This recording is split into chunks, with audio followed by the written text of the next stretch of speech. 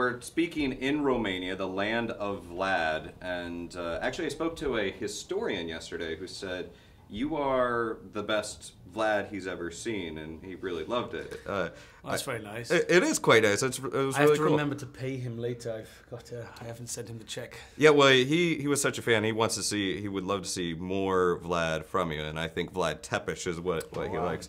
But could you talk about this unique challenge of crafting a character that is both preserving the authenticity of this historical figure as well as the iconic vampire creation from Bram Stoker? It meant a lot of research on everybody's part. Obviously, the writers had done a good job in putting it all together and mixing the fact with the fiction and allowing us to believe that this man became a vampire somehow.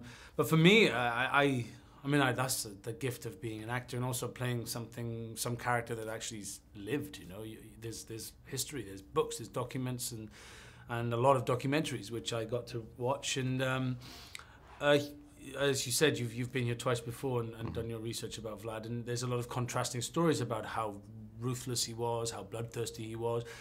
Then there's also how brave a warrior he was and how much of a successful military leader he was of this very small country at the bottom of Eastern Europe, just above Bulgaria, which was the prime target for the Turkish Empire, and they stopped them. You know, they stopped them in their tracks for quite a period. For me, it was about finding the reality in such an ancient story and finding the truth in a lot of documents that were written by his enemies. And you know what happens when you die in 1400s, you know, history gets rewritten and turns you into a monster. And I think some of those stories about Vlad were embellished to quite an extent. So it was finding a healthy balance. And because we were dealing with the human as much as we were dealing with the vampire, I wanted to bring the human element and carry that human element and emotion through the story as much as possible so that it was relatable. So it wasn't just about the fangs and the blood, as much as that's exciting and brilliant, but it was about bringing the truth, the story of a man who was trying to do right by his people and his kingdom and his family, but making maybe the wrong decision, and then we leave that up to the audience to decide whether they want to root for a man who's chosen to drink the blood of a master vampire and save his people, or whether that was the wrong thing to do. It actually ended better for your Vlad as opposed to the real Vlad, whose head was chopped off and sent in a jar of honey to I guess the Ottomans. So better ending for you. What was your first exposure to the Dracula character as a kid? I mean, we all have sort of that old TV, you know, glowing, you know, in the middle of the night watching those horror movies. What was yours? For me, it was a cartoon called Count Dracula. I know this cartoon, yes. Yeah, I mean, yeah. I'd love to say it was way more intelligent and something way more better than that, but no, it was Count Dracula was my first experience of Dracula, and I think it probably was my only experience of Dracula for quite a long time because I was brought up in quite a religious household. So anything that was slightly vampiric or demonic was never in my house, was never on the TV. So I didn't really see a Dracula film probably till my mid to late teens. Even then I shouldn't have watched it, but I did. Yeah. You speak of the strategist that was Vlad Tepish, and he was a king, and he is also cinematically the king of the monsters. Going forward with this shared Universal Monsters universe, is that something that you think will play out a little bit more? He's a king. He takes the situation by hand and really steps up and rules over things. Do you want to explore that? I don't know. I mean, I don't know. I mean, it's interesting. I mean, I probably think no.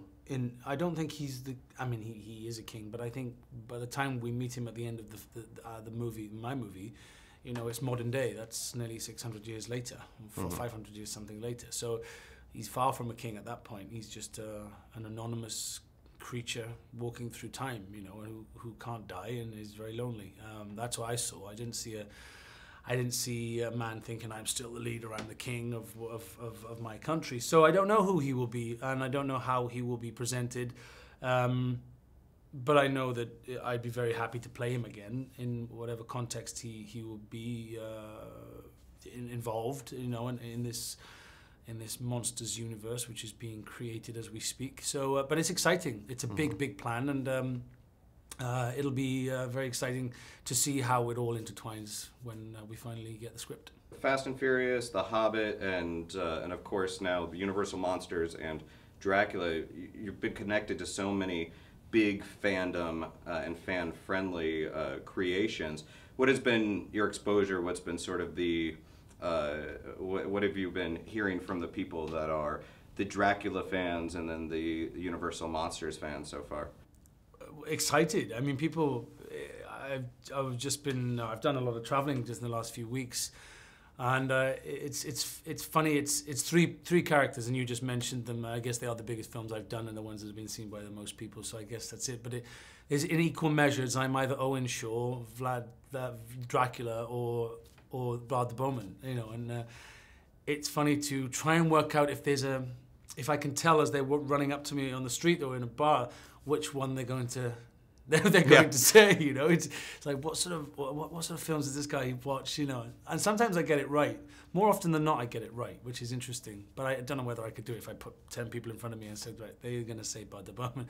I don't know, but it's nice to be recognized for something, and people really, you know, people really liked it. People really, I've always got a good response from a good reaction from people. So long may that reign. Yeah, including that one guy that loves you as Vlad, as the historian here in Romania. Shame I never got to meet him, but yeah. Sounds like a nice guy. Fang training, okay. How difficult was it for you to be able to speak with the fangs, and how long did it take to adjust to that for you? Well, weirdly, we tried me speaking with the fangs for a while, and they were huge. I had two different versions of the fangs. One that was sort of a little long, because I actually have fangs of my own, weirdly. Everybody keeps asking me if I had them for the film. I'm like, no. Look at an interview I did That's 8 genetics, years ago. yeah. You know, it's just genetic. Then I had a much longer set of fangs that I used when I was doing the real close-ups and stuff, which it'd have been impossible for me to talk with. Otherwise, I'd pierced my lip, which I did a few times because we had to do fight sequences, which I kept the fangs in. And by the end of it, there'd be blood pouring down my lips from where I'd pierced them because they were super sharp. But I didn't have to speak with them in. If you notice, I don't say a single word in the film with the fangs in. It was, and that wasn't by choice. We made a conscious decision that we didn't want to overdo it with the fangs. It wasn't going to be a fang fest. We have those movies and they've been done, and that's fine. But I think we wanted to just show glimpses of this man turning into this creature. We don't want to just saturate the screen with special effects. You know, it was almost the most interesting bit was seeing the transition of this man dealing with this disease, dealing with this addiction to blood, and watching him, you know, fighting it, and seeing these moments and it was quite terrifying when you see him biting someone's neck, and then he comes up and the blood in the veins popping out of his eyes, and the skin, you're seeing all of those wonderful effects, but you just see enough of it that it doesn't leave you with this, all you think about is that, but you get that that's part of this character, and I like that. Yeah. So not a fang fest. I like Not that. a fang fest. That's Not a I've fang never fest. used that word before, but I might use it again today. I like it. All right, well, Luke Evans, thanks so much for joining me in Romania. Nice to meet you. Thanks for coming.